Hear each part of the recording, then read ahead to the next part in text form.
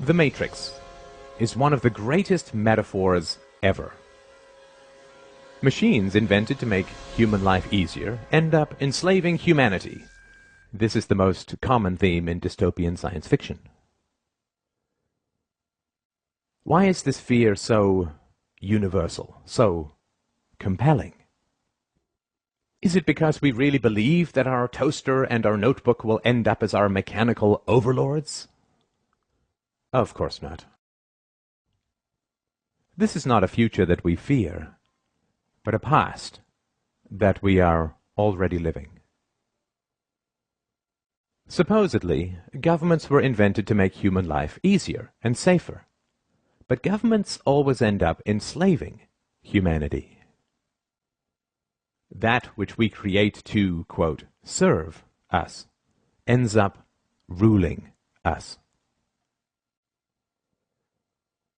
The U.S. government, by and for the people, now imprisons millions, takes half the national income by force, overregulates, punishes, tortures, slaughters foreigners, invades countries, overthrows governments, imposes 700 imperialistic bases overseas, inflates the currency, and crushes future generations with massive debts.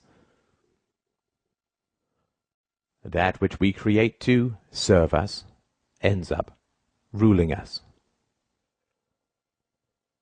The problem with the state as servant thesis is that it is historically completely false, both empirically and logically. The idea that states were voluntarily invented by citizens to enhance their own security is utterly untrue. Before governments in tribal times, human beings could only produce what they consumed. There was no excess production of food or other resources. Thus there was no point owning slaves, because the slave could not produce any excess that could be stolen by the master.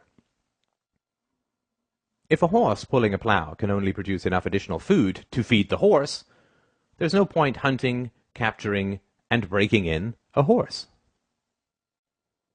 However, when agricultural improvements allowed for the creation of excess crops, suddenly it became highly advantageous to own human beings. When cows began to provide excess milk and meat, owning cows became worthwhile. The earliest governments and empires were in fact a ruling class of slave hunters who understood that because human beings could produce more than they consumed, they were worth hunting, capturing, breaking in, and owning. The earliest Egyptian and Chinese empires were, in reality, human farms, where people were hunted, captured, domesticated, and owned like any other form of livestock.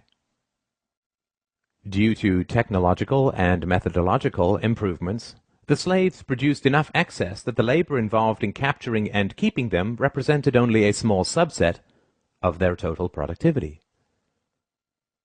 The ruling class, the farmers, kept a large portion of that excess while handing out gifts and payments to the brutalizing class, the police, slave hunters, and general sadists, and the propagandizing class, the priests, intellectuals, and artists.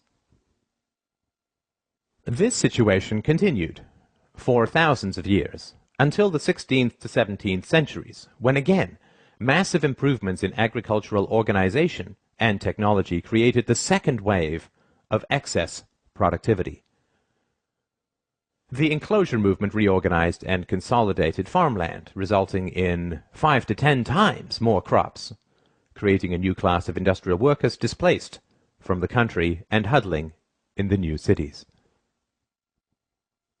This enormous agricultural excess was the basis of the capital that drove the Industrial Revolution.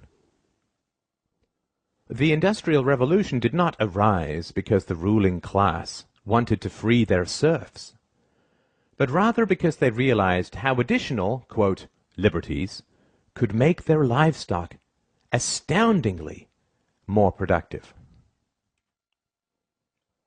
When cows are placed in very confining stalls, they beat their heads against the walls, resulting in injuries and infections. Thus farmers now give them more room, not because they want to set their cows free, but rather because they want greater productivity and lower costs. The next stop after free range is not freedom. The rise of state capitalism in the 19th century was actually the rise of free-range serfdom. Additional liberties were granted to the human livestock not with the goal of setting them free, but rather with the goal of increasing their productivity. Of course, intellectuals, artists, and priests were, and are, well paid to conceal this reality. The great problem of modern human livestock ownership is the challenge of enthusiasm. State capitalism only works when the entrepreneurial spirit drives creativity and productivity in the economy. However, excess productivity always creates a larger state and swells the ruling classes and their dependents, which eats into the motivation for additional productivity. Taxes and regulations rise, state debt, future farming, increases, and living standards slow and decay. Depression and despair begin to spread as the reality of being owned sets in for the general population. The solution to this is additional propaganda, antidepressant medications, superstition, wars, moral campaigns of every kind, the creation of, quote, enemies, the inculcation of patriotism, collective fears, paranoia about outsiders and immigrants, and so on.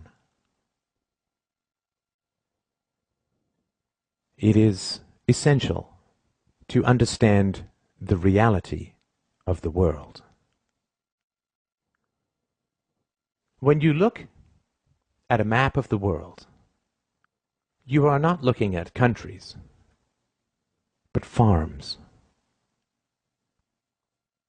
You are allowed certain liberties, limited property ownership, movement rights, freedom of association and occupation, not because your government approves of these rights in principle, since it constantly violates them, but rather because free-range livestock is so much cheaper to own and so much more productive.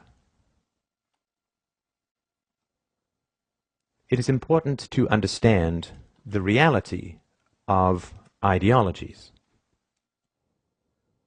State capitalism, socialism, communism, fascism, democracy. These are all livestock management approaches. Some work well for long periods, state capitalism, and some work very badly, communism. They all fail eventually because it is immoral and irrational to treat human beings as livestock. The recent growth of freedom in China, India, and Asia is occurring because the local state farmers have upgraded their livestock management practices. They have recognized that putting the cows in a larger stall provides the rulers more milk and meat.